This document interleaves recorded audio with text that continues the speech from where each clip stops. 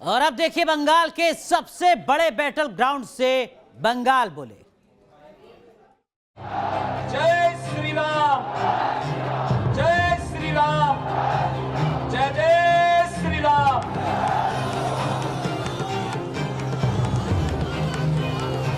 आपके TV screen पर दो तस्वीरें हैं। पहली तस्वीर 10 मार्च की है। ममता बनर्जी अपना नामांकन दाखिल कर चुनाव प्रचार कर रही थी।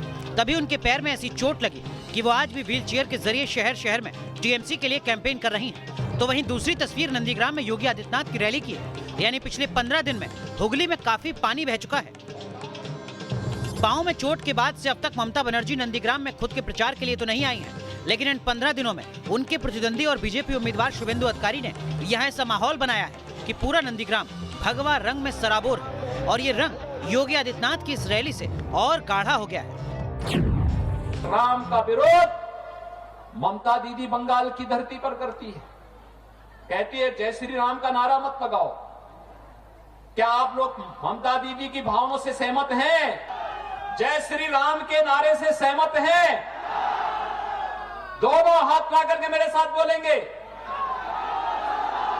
जय जय श्री राम। जिस ममता सरकार ने 2019 में योगी आदित्यनाथ के हेलीकॉप्टर को बंगाल में उतरने तक की परमिशन नहीं दी, उसी सरकार के मुखिया की प्रतिष्ठा जिस सीट पर दांव पर लगी हो, वहां मंच सजा हो और सामने ये जन सैलाब, मौके की नजाकत की बखूबी समझ रखने वाले योगी आदित्यनाथ नंदीग्राम के इसी मंच से खूब गरजे और लगे हाथ ममता बनर्जी की विदाई की तारीख की भविष्यवाणी तक कर दी। और यही आश्वासन आपसे हम चाहते हैं। श्री शुभेंदु अधिकारी के नेतृत्व में आज नंदी ग्राम विधानसभा क्षेत्र में भारतीय जनता पार्टी एक नई अंगड़ाई के साथ आपके बीच में है। आप सबका यही समर्थन और सहयोग हम चाहते हैं कि शुभेंदु अधिकारी को इतनी भारी संख्या में आपकी उपस्थिति यहां पर है। और मैं आप सबसे अपील करूंगा, भारत माता की, भारत माता की, भारत माता की। जिस नंदीग्राम के मन से योगी आदित्यनाथ हुंकार भर रहे थे, वो नंदीग्राम राजधानी कोलकाता से 160 किलोमीटर दूर है। नंदीग्राम विधानसभा सीट में 138 गांव आते हैं। सवाल यह है कि 138 गांव का नंदीग्राम किसका होगा, दीदी ममता बनर्जी या दादा शुभेंदु अधिकारी का? चुनाव में किसका पलड़ा भारी होगा, शुभेंदु अधिकारी हो या फिर बीजेपी के बड़े बड़े नेता? हर किसी का दावा है कि अब की बार नंदीग्राम में कमल खिलेगा और ममता बनर्जी बड़े अंतर से चुनाव हारेंगे। अपन तो क्या है, नंदीग्राम का 4-5 आदमी ममता बनर्जी को पिटा मारा तो ममता बनर्जी किया था, उसका पलटवार किया मोदी जी। देखिए, जनता भारतीय जनता पार्टी के साथ है। जनता का विश्वास मोदी जी के ऊपर है। जनता चाहती है खेला की जरूरत नहीं है, विकास हो। दीदी कम से कम 50,000 वोट से हारेगी। बीजेपी नेताओं के दावे अपनी जगह, ममता वर्सेस शुभेंदु में किसका पलड़ा भारी है, जनता किसके साथ है, ये जानना बेहद जरूरी है। और इसे समझने के लिए हम निकल पड़े नंदीग्राम की सड़कों पर। नंदीग्राम में सड़कों को लेकर काफ़ी दिक्कतें पेश आ रही थी लोगों को, लेकिन मुख्यमंत्री यहां चुनाव लड़ रही हैं तो वो पहुंची हैं और पहली यहां लोगों को सौगात मिल गई है। इन्हीं से पूछते हैं, ये सड़क कब बनी काका? ये 3-4 दिन पहले हुआ। मुख्यमंत्री यहां से चुनाव लड़ रही हैं, इसलिए ऐसा कुछ आपको? हाँ जी।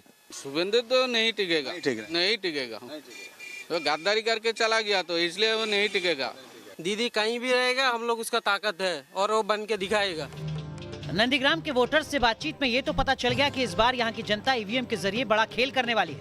लेकिन भवानीपुर सीट को छोड़ नंदीग्राम से चुनाव लड़ रही ममता बनर्जी को यहाँ की जनता पर इतना भरोसा क्यों है? तो इसके लिए आपको इस सीट की डेमोग्राफी को समझना जरूरी होगा। नंदीग्राम सीट तमलुक लोकसभा क्षेत्र में आता है। ये पूर्वी मेदिनीपुर जिले का हिस्सा है। पूर्वी मेदिनीपुर में 14.59% मुस्लिम आबादी है, जबकि नंदीग्राम में यह आंकड़ा 34% है। ममता बनर्जी को भरोसा इसी 34% आबादी पर है। और यही वजह है कि 9 मार्च को नंदीग्राम की रैली में ममता बनर्जी ने 70-30 के फॉर्मूले का जिक्र किया था। যারা 30-70 করছে একটু শুনিয়ে দি একটু শুনিয়ে একটু হোক, বলবেন হিন্দু ধর্ম নিয়ে আমার সাথে কম্পিটিশন করতে। ममता बनर्जी को नंदीग्राम के एम फैक्टर पर जबरदस्त भरोसा है, लेकिन चुनावी दंगल में शुभेंदु अधिकारी का पलड़ा कितना भारी है, इस पर भी हमने यहाँ के लोगों से बात की है। मोदी सरकार क्या चाहती है? गरीब को चाहती है। और जो टीएमसी सरकार है ये सिर्फ राजनीति चाहती है। 50,000 पक्का, देख लो, एक भी कम नहीं होगा। मोदी जी से बहुत अच्छा है। आपकी सीट पे कौन जीत रहा है यहाँ पे? शुभेंदु है। नंदीग्राम के संग्राम में ममता और शुभेंदु के अलावा किसी त्रिकोण के लिए गुंजाइश नजर नहीं आ रही है। दूसरे उम्मीदवार किसका कितना नुकसान या फायदा करेंगे, फिलहाल ये चर्चा भी ज्यादा नहीं है। लेकिन लगातार बढ़ रही सियासी तपिश के बीच क्या नंदीग्राम तृणमूल के गढ़ के रूप में बरकरार रहेगा, या फिर कभी ममता की छत्रछाया में राजनीति की सीढ़ियां चढ़ने वाले शुभेंदु अधिकारी यहाँ कमल खिलाने में कामयाब होते हैं। तय यहाँ की जनता को करना है, और वो भी 1 अप्रैल को ईवीएम का बटन दबाकर। नंदीग्राम से धीरेन्द्र पुंडीर के साथ टीम न्यूज नेशन।